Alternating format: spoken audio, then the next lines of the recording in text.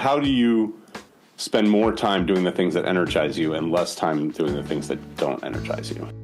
Now that is a fabulous question. And hello, you fabulous interior design professionals. You're going to be so glad you tuned in today because we have Brad Farris back again to answer that important question. Now, Brad, as you may recall, is known for helping agency and expert firm owners grow from let's say $1 million to $5 million. Mostly he works with agencies for the past 20 years. And he understands what it takes to let success drive you to do more and how we can get in our own way. So we're going to have a conversation with Brad today. And you can find Brad at anchoradvisors.com. He's also on LinkedIn at Brad Farris. All the information about Anchor Advisors and Brad Farris is at businessofdesign.com. But we're going to talk about how to get in that flow state where you're doing more of the things you love and less of the things you don't love. And yeah, this works at home too. So try it with your spouse, try it with your kids. I highly recommend it. I also highly recommend first we check in with Cheryl Horn. We're so glad you're here. Thanks, Kimberly. Well, I really just want to focus today on membership. I know we've been talking a lot about hearing from designers that things are a bit slow right now and why it's such an important time to take advantage of the slower times to really work on your business so that you can hit the ground running when things pick up. And I think that's resonating. I think designers are taking action and working on their business. I certainly feel that on my end as the point person for members when they have a question or inquiries about becoming a member. I do think designers are taking an opportunity to really work on their businesses right now, which is great. If you're thinking about it, again, it's a great time to become a member. And I just want to emphasize the support that you get when you join Business of Design. You do obviously get 24/7 access to the programs. I am available to you for spot coaching. Shoot me an email if you have content related questions as you're going through. We want all of the systems to be very clear so that you can implement as you go. We also do monthly group coaching, which is when you get access to ask Kimberly questions as well. And it's really great to meet designers face to face. We have new members on the calls. We have very long-term members on those calls. And it's great to not only get feedback from Kimberly, but from fellow members who are implementing the same systems you are or have already implemented the systems that you're working on now and can speak from experience how they were able to do that. Most members rather, take the BOD 15 with the intention of really implementing on their next new project. You do need to be aware that on current projects, you do have a contract in place. You need to follow existing rules. And of course, there are things that you can tweak throughout that process to improve systems and start streamlining. But again, you need to make sure that you're following your own rules that you've already put in place. But if you are just starting with that, step 1 is actually a 4-hour course. And while, short form, we call it step 1 consultation, of the 7 modules that are in there, only the last couple really have to do with the on-site meeting. Everything else is qualifying your clients, pre-qualifying your clients, talking about sales and setting yourself up for success and selling that initial consultation. So whether or not you're waiting for that next project before implementing the BOD 15, really focusing in on step 1 sets you up for those inquiries to hopefully lead to that next project. The other half of what we teach at Business of Design is how to run your business. And there is so much in there that you can implement immediately, and that tends to be where we focus. All that to say that we would love for you to become a Business of Design member. I talk to very long-time podcast listeners all the time when they first join.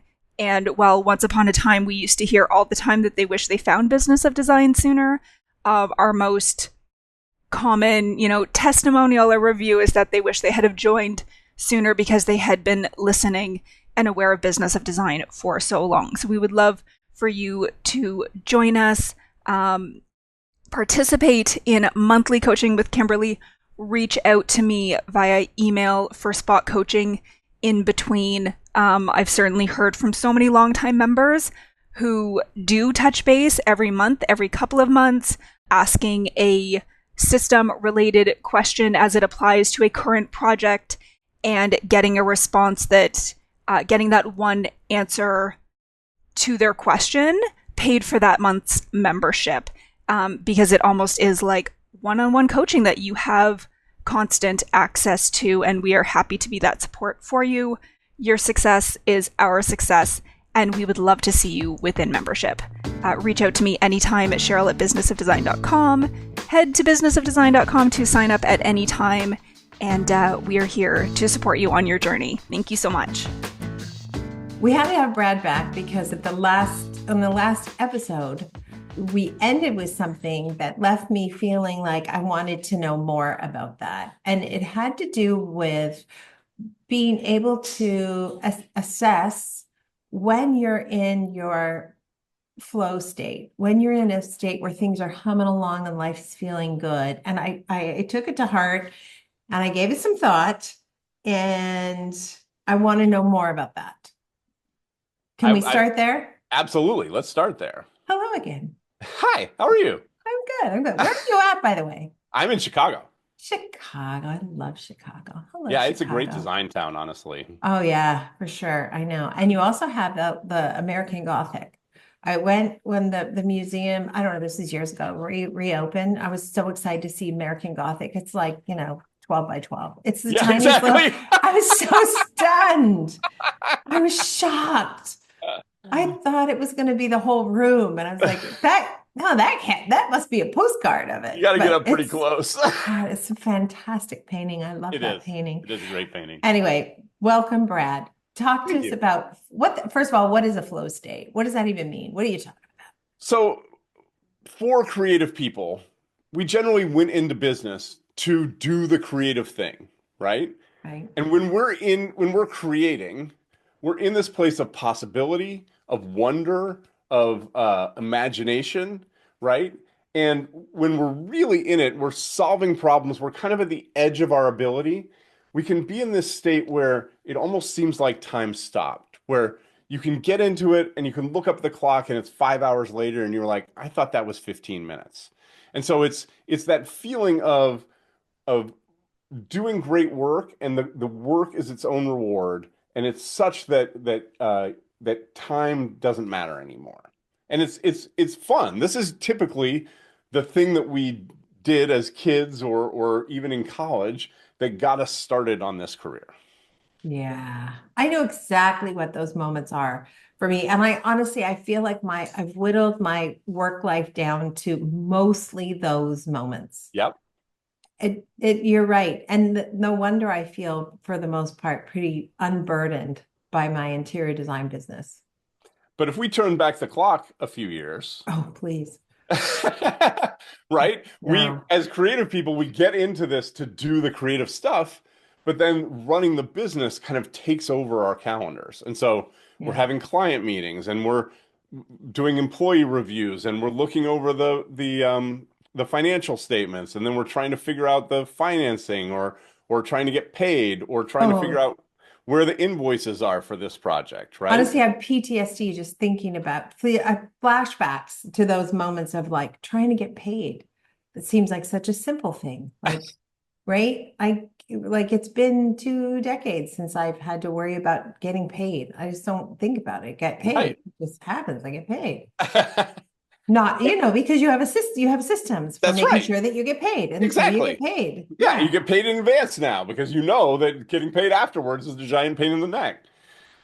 Wow. But none of that stuff was the reason that you started this business, and likely you're not experiencing any kind of flow, any kind of enjoyment, any kind of these are drains on your energy and not places where your energy is getting revived. 100%. And so if you want to do this business for a good period of time, it's essential that we start weaning ourselves off of those things that are draining our energy. Mm, those are the things that lead us to burnout over time, is that we're spending more and more of our time in those areas that are not energizing for us. right. And that, go ahead, sorry. No, no, I was just going to say we tell people just do a simple exercise piece of paper, cut it in half. On one half, the paper says this is love it, and the other half is loathe it, Yep. hate it. Write it down. These are the things I love. These are the things I hate. And the problem for me is I ended up hiring people who love the things I love to do. Yes, because that's what we So do. Those are people like us, right? they're people, there you go. They come in, I'm like, oh my God, she's adorable. She has a pug. I want Yes. her. Let's hire her.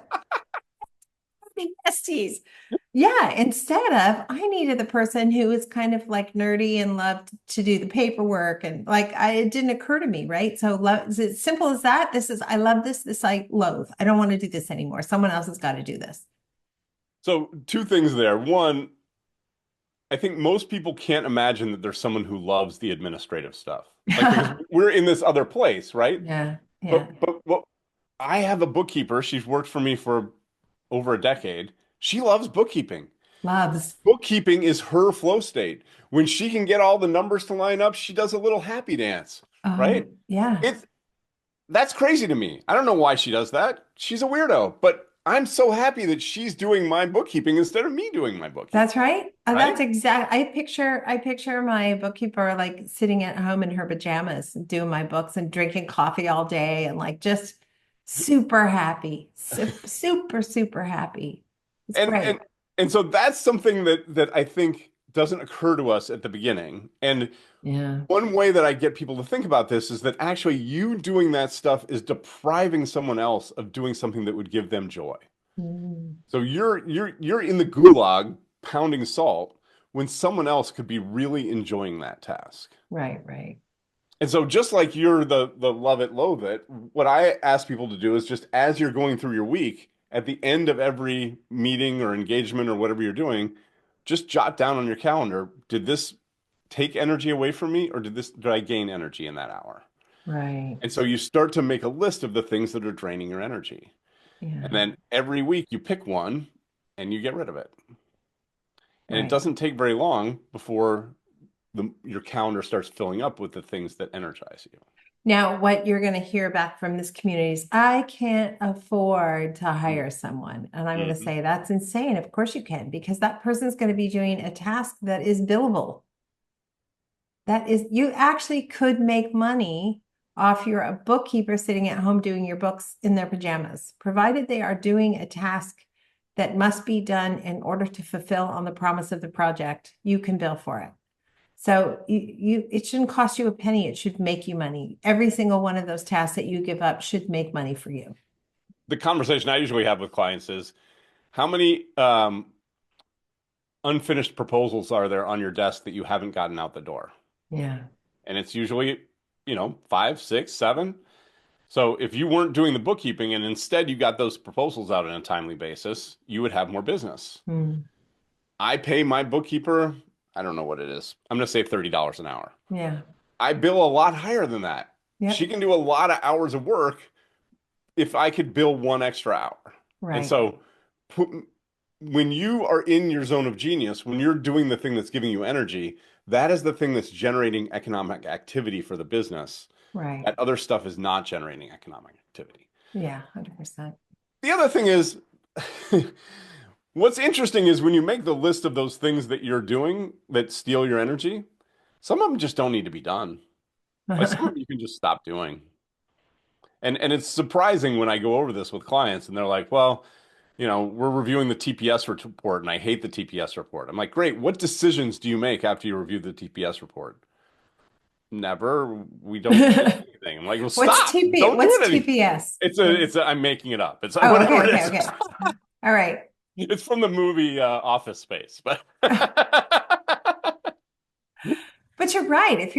Is every task necessary and required? If I suppose if you stopped doing it, what happens? that's right. Is the question. So, for instance, things like social media marketing. Some of that can be important, but it may not have to be done at the level that you're doing it, or Mm. you could hire someone to do it. And if you didn't do it for a period of time, in order to move your business forward, could you go back and pick it up, or could you hire someone to pick it up? Mhm. We we often hold ourselves to these unreasonable standards that are part of why we're burning ourselves out. Or we keep hustling the social media thing, but when you really sit down and say, how many clients have I gotten from this? Zero. The answer is none. Yeah. What I've gotten are a bunch of followers who are interior design professionals, Yes. right? Who always like what I post, Which feels great. which It feels great feels to have other great. professionals. Feels great. Yeah. Yeah. I've yet to land my best client from Instagram. Like, it No. just hasn't happened. I'm not saying it can't happen, because there's probably someone who's been smarter about how they've used Instagram than I have. Like, usually I'm like, I'm in Spain drinking tequila, having a blast, so I haven't done my best work there. But that's a good example of you just continuing to work hard at something that's not giving you anything back. That's right. And if it's not something you enjoy, it's actually stealing your creative time and energy and keeping you from having the success that you're looking for. Yeah.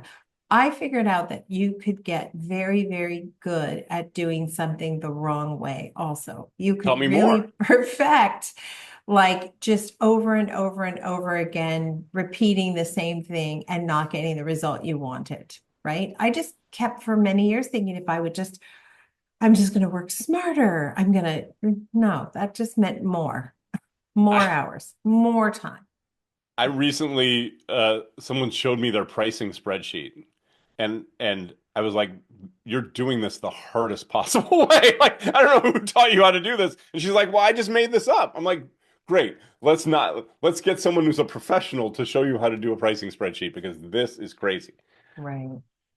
Yeah. Okay. So most of us, no matter where you are in your business, you do want to spend more time doing the things you love. And it's relatively easy to fix that. It That's seems right. impossible Right. when you're in it and you're the only person and every decision is coming to you.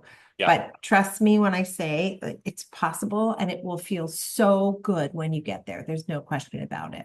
Yeah. Can we talk a little bit about pricing then? Mhm. Because another area that interior design professionals really struggle with is pricing. And in more specifically, there's this feeling somehow that I have to keep my pricing competitive, Ooh. right?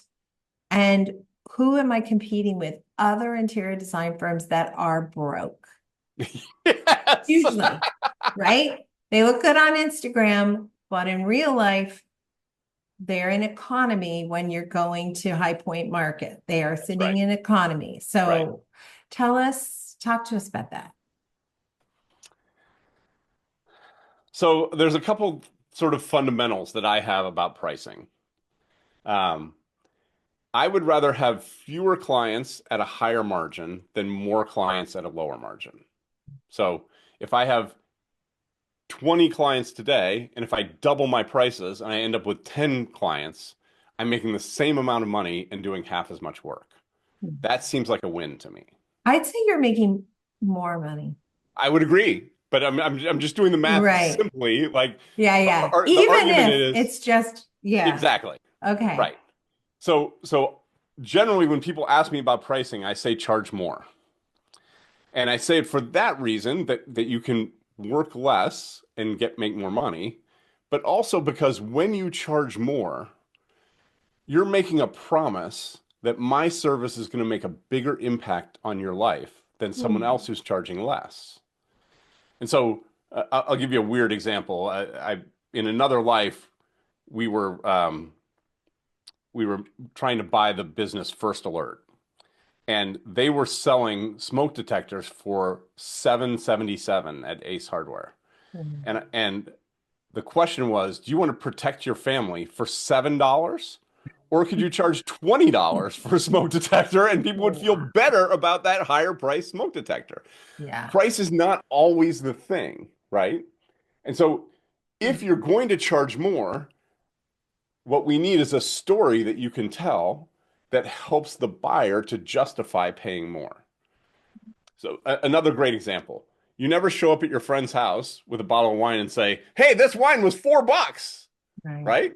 There's a value in having an expensive bottle of wine that you're bringing as a gift to your friend. Right. There's also a benefit to charging more. You can offer more services. You Mhm. can be a more white glove experience.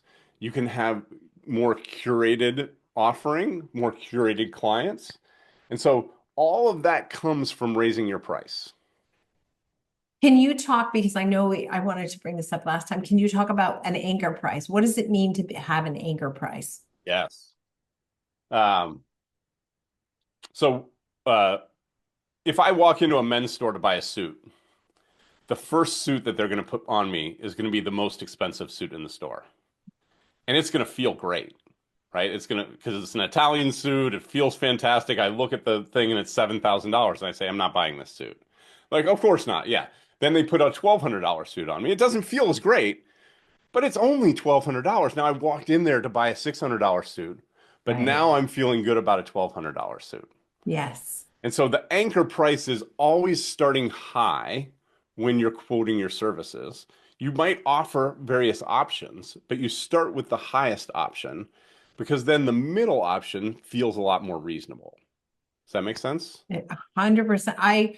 I had the old anchor price lesson when my husband asked me to marry him. We showed up at the meeting with his friend who had a diamond business. Yes. And when we got to his office, he had this arrangement, these trays of the most Yes. spectacular engagement rings on his Yes. desk. And he's like, "Oh, sorry, you guys, my last meeting ran late. She was looking at these." And I'm like, "Oh, my eyes just like, oh, wow." And so I'm like looking at the rings and I'm trying one on. This is one I'm wearing Yes. and now. Was the one of those rings, by the way, trying on the rings. And then he goes, "Let me put these away. And I'm gonna bring the rings back that you guys were thinking about." Because I Right. guess my Right. husband had told him what the budget was. So he brings back these like tired ass Maybe. diamonds. Like, what are, and my face just was like, "Oh my God." And I'm trying to be, oh, these are lovely too. But it was over. My husband knew it was over. He was so angry at his friend. I'm sure he told him, "You're such an asshole." So he finally, my husband said, "Take these away, bring the other ones back. Let's just do this, right?" Yes. That's the Yes. anchor price. That's the anchor That's no, I price. mean, that's another example. He could have brought a medium category. And your point is that by starting high, the medium begins to look pretty darn good. Which is why we should always present different options to our pricing. We Mm, should never produce just one proposal for our client. When we right. offer them one proposal, essentially what we're saying is yes or no. Mm, And 50% of people are going to say no. mm, But if we produce three options, an opening price point, a middle price point, and a premium price point, now we're saying which one. yeah. And so we're getting into a conversation now where already there's an opportunity to negotiate. And that high priced one, the interesting thing about the high priced offering is almost nobody buys it, but it's there to make the middle price option look more attractive. And then similar with the low price, like I would not make the low price super attractive either. No. Mm-mm. What we want people to do is to buy the middle. Right. Interesting. Yeah, I'm trying to think like when I do a proposal of a project, I only do one proposal. I believe it's my job to price the client's wish list. However, if I have an item in there that's really, really, really expensive, something super, super special, I always have a backup choice. Hmm. And frequently that backup choice is okay, but it's a fraction of the cost. And Hmm. often the clients will go for the more expensive one when Hmm. you show them the lower option. But yeah, it's just, Another way to differentiate is with levels of service. yeah, So the low end is going to be an hourly thing. We're going to sell you a block of hours. I think 20 hours is going to get this project done, but if we end up at 21, I'm going to sell you another 10 hours. And so it's going to go over. Um, the middle one might be a fixed fee, here's what we're going to deliver for a certain price. The high end might be we're going to work with you until this you love every single thing about this project. But that price might be four times what the middle one is. right. And there are some people that want the security. They want to know that you're going to keep on it until they love everything about it. Other people aren't willing to pay that price, but again, it makes that middle price look more reasonable. It makes the middle price look reasonable. Oh my God, so interesting. Pricing, I also tell interior designers that your price matters because clients are going to make a snap judgment about the value you bring based on Exactly. that price. Is that fair? Yes. That's the promise that you're making with that price. The price that's too low is not making a significant enough promise. So they start to doubt whether you have the ability to make the difference that they're looking for. That's true. And you can stay very busy with a low price, right? Because there's that person who really can't quite afford interior design, but they really want it. Might be a lovely person, but you're going to die exhausted and broke if you take those clients on the rest of your life. Kimberly, you've been in this business for long enough that I'm sure that you've had this experience. The people who choose the lower priced option, are those the easy clients or the hard clients? Right? Miserable. So sad. Miserable. They're never happy because Right. they've given you every dollar that they have. Yeah. And so they need it to be perfect to fulfill that vision that they had. Right. But they can't because they're in the low price category, right? Right. The people that come in are like, I'm going to give you 4 or 5 times the price and it's going to be great. Those are the easy clients. They're You the can ones make that, them happy. Yeah. yeah, Yeah, and in my experience, often those clients will be like, I don't know, whatever you think, you pick. If you like it, exactly. I like it. You just pick it. Exactly. Like those are my Exactly. dream clients. Yes. What I find the trap that a lot of design professionals fall into is that lower price client. Somehow, I don't know what we're made of, but we believe somehow that we have to deliver everything the client wants at that lower price when it's just impossible. That's right. And so you spend your days going through, Home Goods or Urban Yeah. Barn or some other, world. What's that one world? I don't know. World Anyway, market. Yes. World Market with a shopping cart, and you're just on your knees on the lowest shelf, scraping for. Are you kidding me? That's right. That's just not fun. That's just no fun. So is it ever wrong to raise your price? I mean, I feel like that's my solution to all things. I'm not making enough money. Raise your price. I'm not That's getting right. right the client. I'm not getting the right clients. Raise your price. I'm not enjoying my work anymore. Raise your price. Business is super, super, super busy. Raise your price. Is there ever a bad time to okay. Well, you can answer that one first, but then I have another one. Ever a bad Okay. time to raise your price? Here's the conversation that I have around that is I tell a client, let's say that tomorrow a law was passed that you have to double your prices. So whatever you're charging today, tomorrow you have to charge twice as much. Mhm. Are you going out of business? What are you going to do if you had to charge twice as much? Right. And after a little conversation, what it always comes around to is, well, I'd have to sell to a different client. Ah, Okay. there you go. And so the price is really a marketing targeting problem. If you're targeting the right people, you can always charge more. Right. And there's obviously an upper limit, but I'll be sure that you're nowhere near it. Yeah, nobody listening is near it. You're not near it. I don't even have to know what you're charging to know there's no way you're near it. Correct. The Yeah. other thing that, and this has been sticking in my head for like 2 years, I heard another advisor say this. He said, we tend to write our proposals for acceptance. We want it to be accepted, Mm, right? And so we've never tested the high end of the market. We don't know that if we had put that proposal out at twice that price that they wouldn't have said yes right. because we've never tried it. And so I have one friend, every time he gets a new project, he raises his price. So the next person pays more. And so he's just slowly walking his way up. Yep. Um, I have someone else that just every now and then they put out an insane price to see what happens. And Yep. sometimes people say yes. And when Sometimes. that happens, you look at those other clients like they're ripping me off. That's Yeah, that's a really good point. You don't even test it. That was me. I just knew I couldn't charge more. Like, right when I was 100 and let's say I remember when I was $195 an hour, my business coach said, you got to go up over 200. And I absolutely 100% was positive. I told her there's no way anyone will pay over $200. There's no way. I was positive. And then when she forced my hand and I had to raise my rate, guess what? Not a yes. problem. Nobody Yeah. even blinked. Nobody even And blinked. I had Exactly. the same problem going over 300, like just not a problem, not a problem. There's an advisor, a pricing advisor that I follow. He says that pricing is a prison that we build in our own mind. That's It's really all about good. what's in your head. And the fact of the matter is, what's in your head does not matter. It only matters what the customer thinks. Oh, I feel like I need, that's another tattoo. Pricing, Is a prison that we build in our own mind. right? The Another other thing that tattoo. I'll say about pricing is you're not risking your whole business when you try a new price. You're only risking that one lead. Hmm, And so you can try things, and if it doesn't work, you can try something different. right. You're just risking that one lead. And if you're in a situation where I really need this project in order to pay the payroll, fine, price for acceptance. Do what you need to do.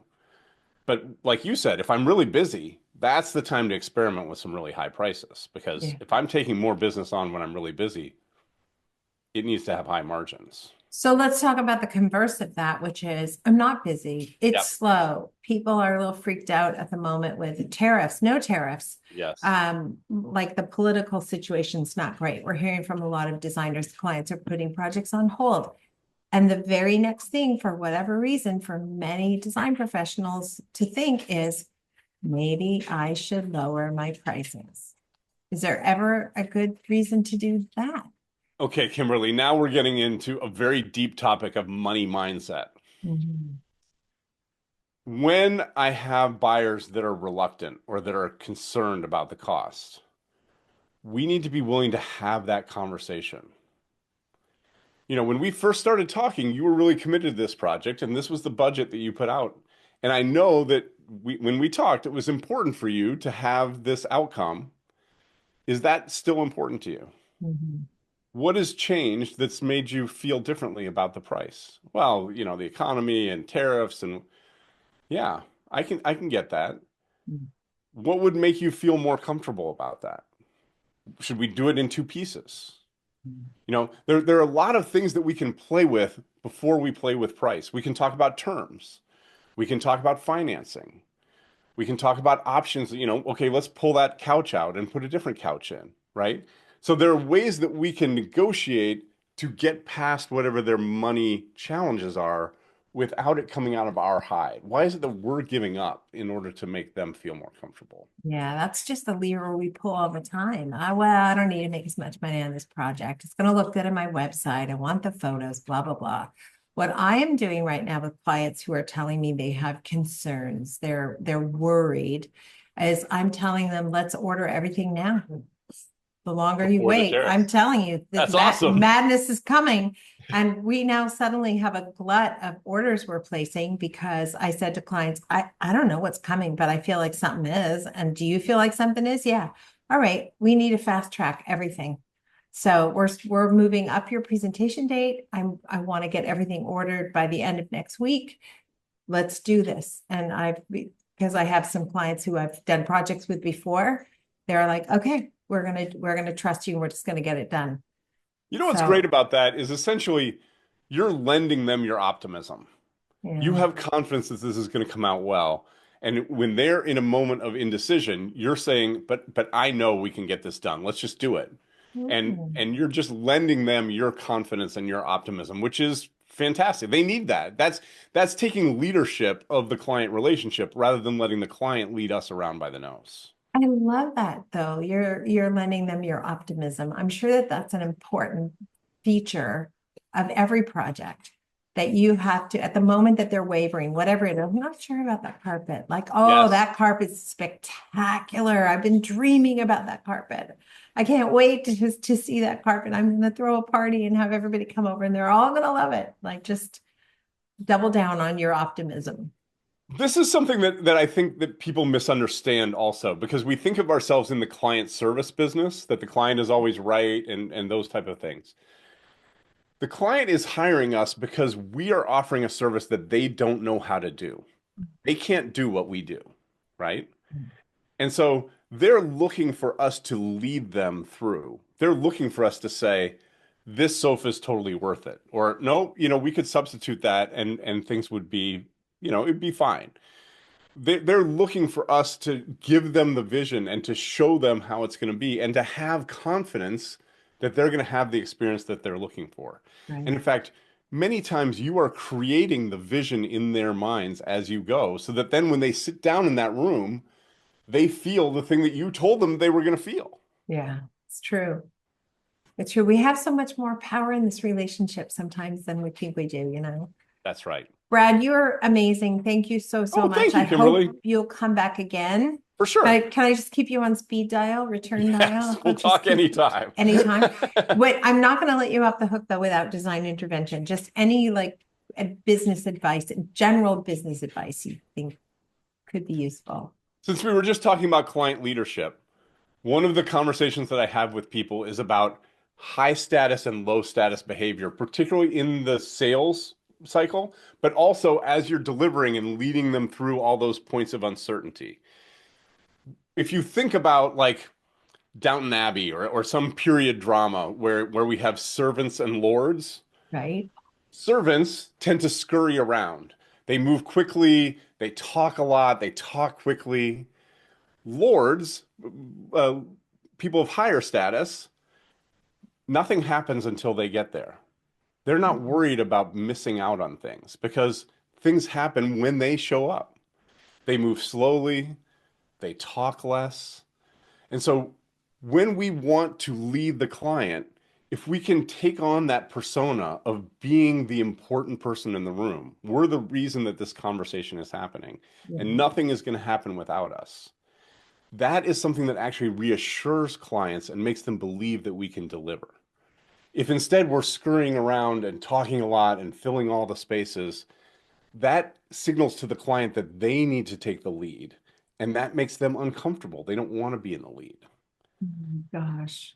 That is such a good way to think about it. That's such a good visual, that the scurrying around the help and downtownity. That's perfect. I love that. Oh my gosh. Thank you so much, Brad. It's always Sure. so good to talk to you. Stay It's great to well. talk to you too. Stay well. I will.